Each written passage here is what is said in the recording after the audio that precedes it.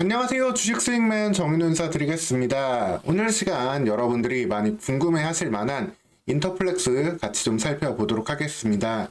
1월 19일 이 갤럭시링 이슈와 함께 주가가 오랜만에 강세를 좀 보이고 있는데요.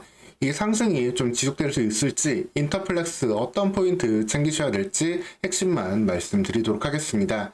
이 갤럭시 링은 이제 삼성에서 2024년 하반기 출시를 예정하고 있는 손가락에 끼우는 웨어러블 기기, 반지 모양의 건강관리 기구라고 좀 생각하시면 쉽게 이해되실 수 있겠습니다. 이 기기가 출시되는 거랑 인터플렉스랑 무슨 관계가 있느냐, 여기 이거부터 말씀을 좀 드리면은, 인터플렉스 같은 경우에는 모든 매출을 이 연성인쇄 회로 기판, 줄여서 FPCB라고 부르는 이 회로 기판을 만들고 있습니다. 이 기판이 어떤 거냐면은 이렇게 생긴 기판들인데, 여기에 칩을 꽂아가지고 실장한다고 하는데, 칩을 꽂아가지고 각 기기들이 정상적으로 작동할 수 있게끔 그 바탕을 만들어주는 기판이다라고 보시면 되겠습니다.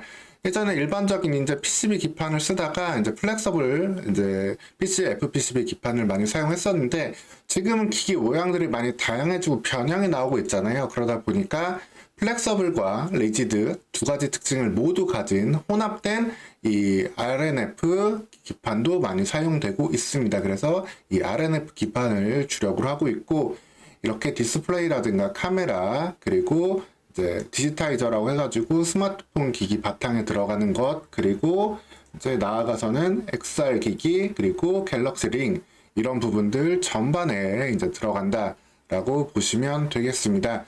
다만 이런 기판을 만드는 기업들은 우리나라에도 상당히 많아요. 뭐 메인으로는 이제 삼성 전기랑 LG 이노텍 등 대기업도 하고 있고, 그쪽은 이제 FC, BGA 같은 이런 기판들, 서버용 기판들 위주로 좀 하고 있긴 하지만, 이제 스마트폰 기판들 이런 쪽 만드는 회사들만 하더라도 뭐 대덕전자, 코리아 서키트 등등 상당히 많은 기업이 있기 때문에, 여기는 어떻게 보면 사실 좀 과포화된 시장이고 경쟁이 매우 치열합니다. 그래서 꾸준히 매출을 좀 내고 있음에도 불구하고 실적 변동성이 상당히 큰 기업이었어요. 그래서 2022년에 당기순이익 150억, 2023년엔 현재까지 3분기까지 200억이 넘는 당기순이익을 기록하고 있음에도 주가는 어떻게 보면 좀 저평가 상태로 있었다라고 보시면 되겠습니다. 왜냐하면 이 실적이 언제든 좀 꺾여도 이상하지 않은 부분이 있거든요. 기본적으로 외형이 어느 정도 유지가 되는 인터플렉스긴 하지만 이 매출 원가에 대한 부담이 계속해서 조금 있는 상황이고, 그 다음에 판매비와 관리비에서도 이 변동성이 상당히 크게 나온다는 점이 항상 실적의 우려, 이를 통해 가지고 주가가 무한히 성장하지 못했던 그 바탕이 되겠습니다. 또한 기본적으로 갤럭시 링 이슈가 나오기는 했지만, 어쨌든 메인이 되는 거는 스마트폰이에요. 스마트폰. 이제 과거에 인터플렉스 같은 경우에는 아이폰과 갤럭시에 모두 다 이제 기판을 납품한다고 하면서 주가 급등을 보이기도 했었는데, 결국엔 현재 두 가지 스마트폰 모두 다 스마트폰 시장 자체가 계속해서 좀 줄어들고 있잖아요. 중국에서 아이폰 15 할인 이슈까지 나오기도 했는데, 물론 그거는 중국이 이제 샤오미나 화이폰이 더 많이 팔리면서 나온 현상이긴 하지만, 어쨌든 스마트폰 시장 자체가 상당히 좀 위축이 됐었습니다. 예전보다 교체 주기도 많이 길어졌고, 중고폰 시장도 많이 성장을 했기 때문에 많이 다운됐었는데, 이러다 보니까 성장에 대한 밸류를 많이 못 받았어요. 다만 여기에서는 그래도 변화될 수 있는 가능성을 이제는 좀 확인해 볼 수 있는 시점이 됐다. 주가는 항상 미래 가치를 반영하잖아요. 미래에 어떤 성장성이 있느냐 이걸 보는데, 그렇기 때문에 좀 사양산업, 좀 경쟁이 심한 산업이 있지만, 그럼에도 불구하고 AI 스마트폰을 통한 스마트폰의 좀 확대, 그리고 나아가서 이제 갤럭시 링 같은 신규 기기, 그리고 뭐 갤럭시 글라스 같은 뭐 메타퀘스트라든가 비전 프로 같은 이 XR, MR 기기 등 이런 시장들이 조금 더 형성이 된다면 신규 매출의 외형 성장도 조금 더 기대해 볼 수 있는 상황이기 때문에 주가가 좀 움직이는 상황이다라고 보시면 되겠습니다. 즉 기존에는 성장에 대한 이슈가 없고 실적 변동성이 커가지고 주가가 계속 답답하게 흘러갔었는데, 오랜만에 AI 스마트폰 갤럭시 링 이슈도 주가가 좀 잠에서 깨어났다라고 보시면 되겠습니다. 다만 이 부분은 이제 조금 고민을 해야 되는 부분은 있는데요. 결과적으로 이 판매량이 얼마 정도 나올지는 조금 의문시 되는 부분이 있습니다. 예전에 가장 갤럭시 시리즈가 많이 팔린 게 2016년 갤럭시 S7 시리즈가 4,900만 대 팔렸는데 그 이후에는 이 판매량을 넘은 적이 없거든요. 다만 이번 갤럭시 S24 시리즈는 3,600만 대까지 목표치를 두고 있기 때문에 이 목표 달성이 된다면 관련된 시장 성장의 수혜를 좀 받을 수 있고, 또 하나 여기서 긍정적인 점은 어쨌든 스마트폰도 모델이 이제 세 가지 모델로 보통 나오잖아요. 가장 고가의 모델인 울트라 모델, 플러스 모델, 그리고 일반 모델로 나오게 되는데, 아무래도 고가의 모델로 갈수록 들어가는 기판의 가격 또한 단가 또한 높아지는데, 이 고가 모델의 판매 비율 증가를 기대할 수 있는 상황이기 때문에 같은 판매량에서도 조금 더 의미가 있다라고 보시면 되겠습니다. 나아가서 이 웨어러블 같은 경우에도 그래도 시장이 조금씩 커져가고 있거든요. 특히 이제 손목에 차는 기기, 그리고 나아가서 반지로 이제 껴가지고 내 건강 상태 등을 체크할 수 있는 그런 장비들이 나오게 된다면 고령화가 되어가는 시기, 건강에 대한 관리가 높아지는 시기 속에서 이 부분에 대한 관심 계속 받을 수 있다라고 보시면 되겠습니다. 다만 이 부분에 대해서도 아직까지는 가능성의 영역이고 실질적으로 어떤 시장 규모가 좀 나오게 될지 이 부분은 아직 좀 확 장담할 수는 없는 상황이다라고 보시면 되겠습니다. 특히 가격적인 문제가 있는데요.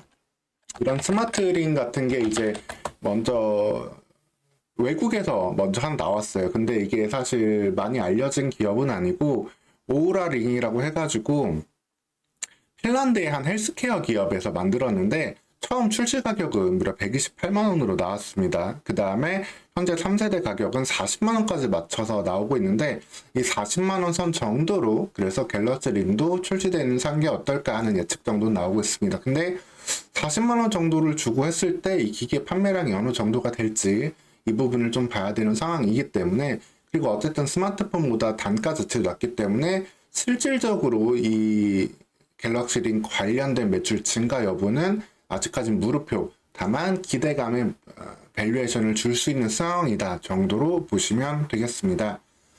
그래서 지금은 일단 실적 이슈보다는 센티멘탈, 투자 기대감에 대한 이슈로 좀 들어왔다라고 보시면 되겠고요.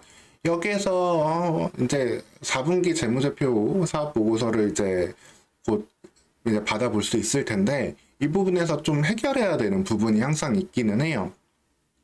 돈을 사실 뭐 100억, 200억 이렇게 당기순이익을 남기지 못하고 있는 기업이거든요. 매출 총액 자체가 크지 않은데 여기에서 항상 우려가 되는 거는 이 판매비 부분이 있습니다. 판매비가 어떤 해에는 200억이 넘게 나오고 어떤 해에는 20억, 60억으로 나오는데 이게 찾아보니까 판매 보증비 요소가 너무 크더라고요.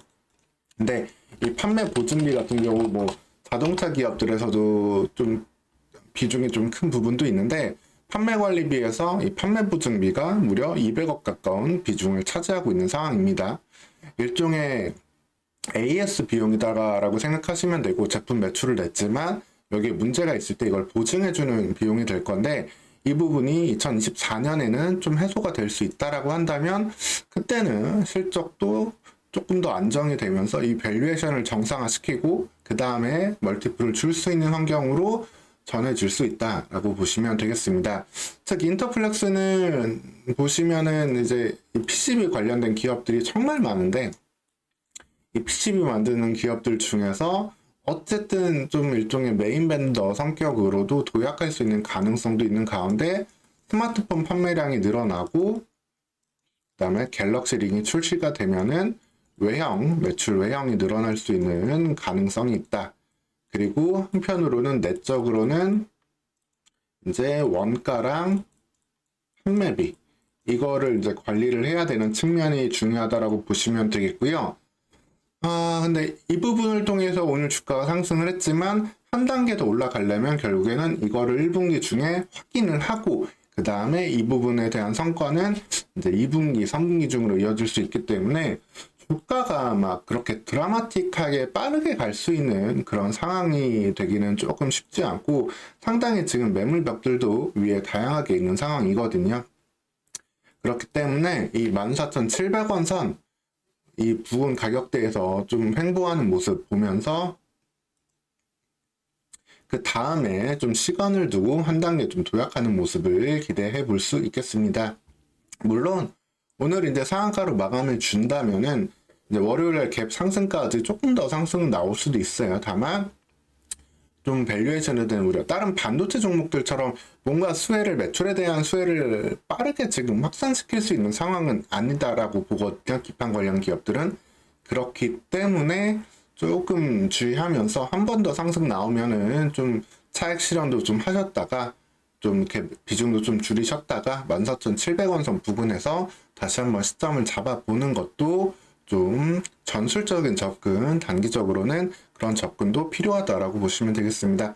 어쨌든 실제로 성장이 나와야 되는 시기는 결국에는 하반기가 될 거예요. 결국에는 1, 2분기 이제 원가 관리랑 판매비 관리 이런 부분들에 대한 결국 내적인 이슈를 좀 확인을 하면서 외형 성장을 천천히 좀 기다려야 되는 상황이기 때문에 좀 급하게 좀 따라 붙기보다는 좀 일정 부분 비중 조절하시면서 다음 단계를 봐야 되는 그러한 종목이다라고 보시면 되겠습니다.